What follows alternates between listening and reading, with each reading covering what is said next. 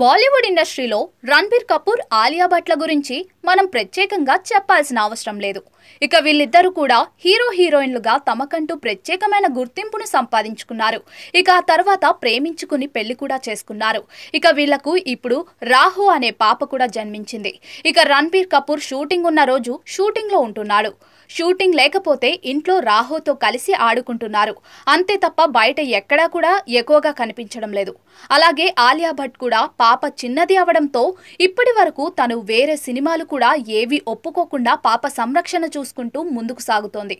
ఇక ఇలాంటి క్రమంలోనే రణబీర్ కపూర్, ఆలియా భట్ ఇద్దరూ కూడా చాలా చక్కటి దాంపత్య జీవితాన్ని కొనసాగిస్తూ ముందుకు సాగుతున్నారు.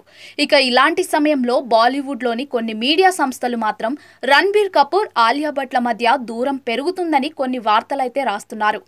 ఇక దానికి కూడా కారణం ఏంటి అంటే గత సంవత్సరం సందీప్ రెడ్డి వంగ డైరెక్షన్ లో రణబీర్ కపూర్ హీరోగా వచ్చిన యానిమల్ సినిమాలో సెకండ్ హీరోయిన్ గా నటించిన తృప్తి డిమ్రీ దీనికి కారణమంటూ మరికొంతమంది కామెంట్లు అయితే చేస్తూ ఉన్నారు.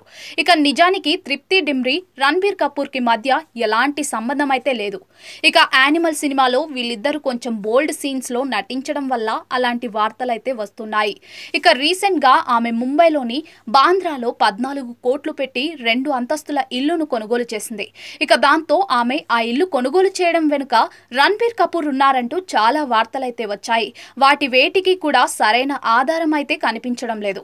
కానీ వీళ్ళు యానిమల్ సినిమాలో కలిసి చేయడం వల్లే వీళ్ళ మీద అలాంటి రూమర్స్ అయితే వస్తున్నట్టుగా తెలుస్తోంది.